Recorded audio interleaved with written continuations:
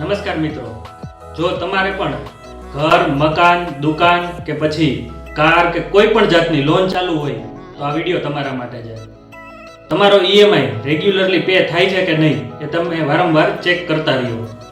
જો બાઉન્સ થયો છે તો બાઉન્સના પણ ઘણા રીઝન હોય છે.